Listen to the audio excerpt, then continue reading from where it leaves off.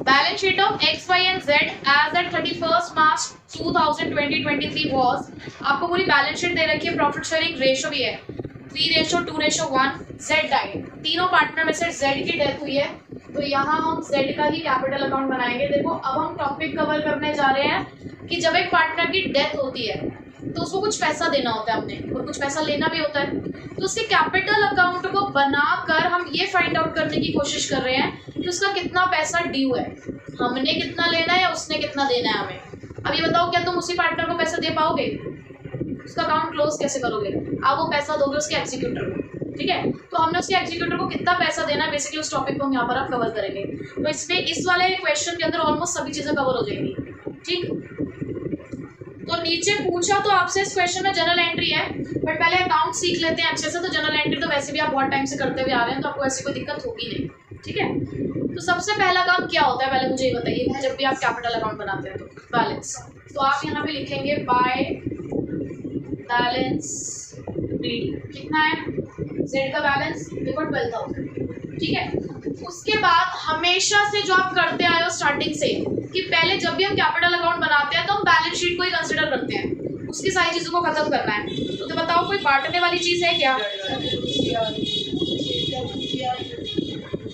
Walkman compensation reserve है, लेकिन उसको बांटने से पहले देख लो नीचे कोई लायबिलिटी तो नहीं है वॉकमैन कंपेंसेशन की, कोई क्लेम वगैरह कुछ है? नहीं है।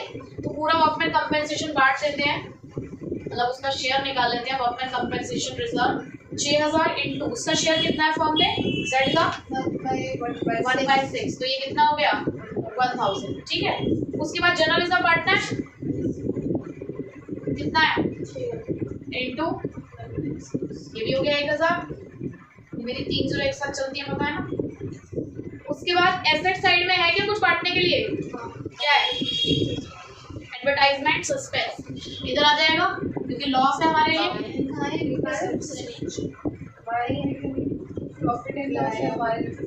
तुम्हारे में प्रॉफिट एंड लॉस के नाम से, हमारे में एडवर्टाइजमेंट सस्पेंस के नाम से, कोई बात नहीं है तो लॉस ये मतलब आपको डेबिट साइड में लिखना है तो 6000 का इंटू 1/6, ये भी आ गया आपका 1000, ठीक है। अब आते हैं पॉइंट्स पर।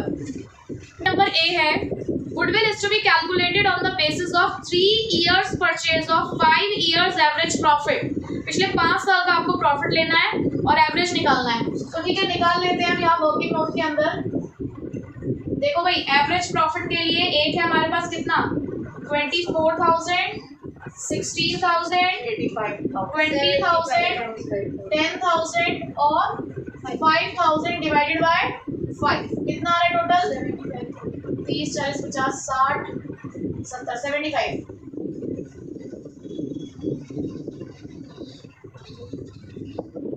एवरेज आया आपको कितना 15,000। हाँ जी, कितना नंबर ऑफ ईयर परचेज है 3, तो टोटल कितनी गुडविल आ गई 45,000। उसमें से हमें निकालनी है जेड्स गुडविल, तो 45,000 इंटू 1/100। 500 की गुडविल आप किसमें बांटेंगे?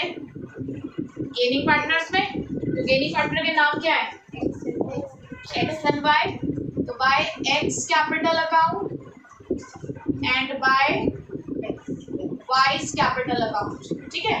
7500 बांटने रेशो बताइए आप, गेनिंग रेशो क्या है? अगर रेशो यहाँ पर 3:2:1 है, जेड का शेयर हटाया, गेनिंग रेशो क्या बची 3:5।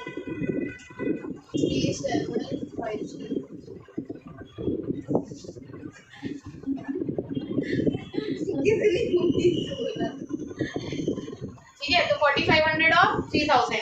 चलिए हमने गुडविल दे दी। आगे लिखा है the deceased partner to be given share of profit till the date of death on the basis of profit of the previous year.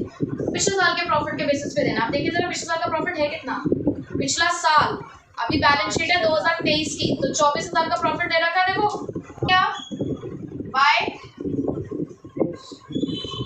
को profit and loss suspense account, demerit of not doing homework 24,000 into 1/6 उसका share है कितने months तक रहा वो business में? 4 months, अप्रैल मई जून जुलाई, 31 जुलाई को death हुई है, ठीक है। सो इंटू 4/12 तो 1333, ठीक है। चलो जी, प्रॉफिट भी हो गया। उसके बाद उन्होंने दे रखा है कि एसेट्स और लाइबिलिटीज कुछ रीवैल्यू है, तो कुछ रिवैल्यूएशन का काम करना है हमें, वर्किंग नोट में करेंगे हम सारे काम। स्टेटमेंट बना लेते हैं। देखो उन्होंने बोला है कि स्टॉक आपका 10,000 का हो गया है, बताइए जरा स्टॉक पहले था कितने का? तो इंक्रीज हो गया कितने से? 1,000 से। फिर उसके बाद डेटर्स 15,000 के हो गए, पहले कितने के थे? तो डिक्रीज इन डेटर्स कितने से? 1,000 से। तो ये नेगेटिव नोट है हमारे लिए क्योंकि एसेट की वैल्यू कम हो रही है। फर्नीचर 1500, पहले कितने का था? 2,000, तो डिक्रीज इन फर्नीचर 500 से।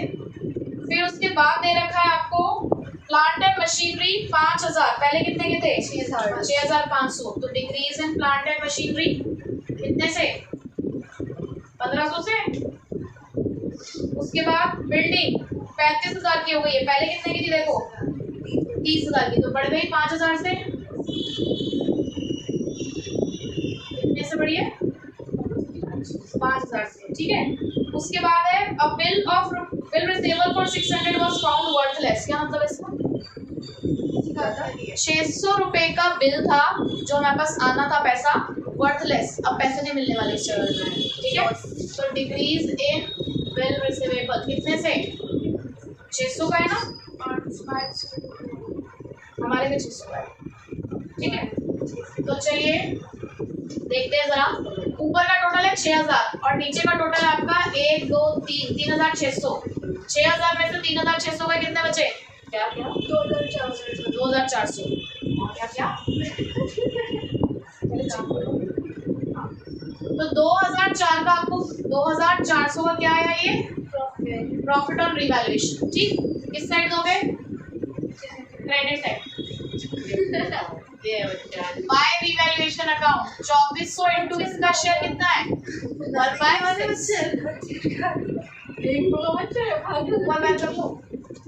400 रुपए का रिवैल्यूएशन का प्रॉफिट इसका बना, ठीक है, वो दे दिया हमने। चलो जी, रिवैल्यूएशन का काम भी हो गया।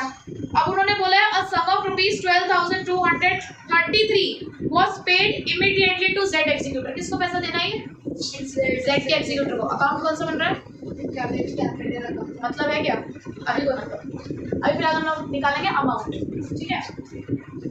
बताइए जरा कितना अमाउंट आ रहा है टोटल? तो टोटल आ रहा है हमारा 23,233। तो यहाँ पे भी लिखोगे आप 23,233। तो 23,233 में से 1,000 माइनस करोगे तो कितना बचा? 22,233। कहाँ जाएगा ये पैसा? जेड के एग्जीक्यूटर के अकाउंट में। अब इसके बाद ना क्वेश्चन में हमें जेड का एग्जीक्यूटर अकाउंट भी पूछा है, ठीक है। तो वो बात की बात है, फिलहाल हमने कैपिटल अकाउंट से ये निकाल लिया कि हमें उसके एग्जीक्यूटर को कितना पैसा देना है, बाकी का काम लेकिन उसके एग्जीक्यूटर के अकाउंट, ठीक है। Till then bye.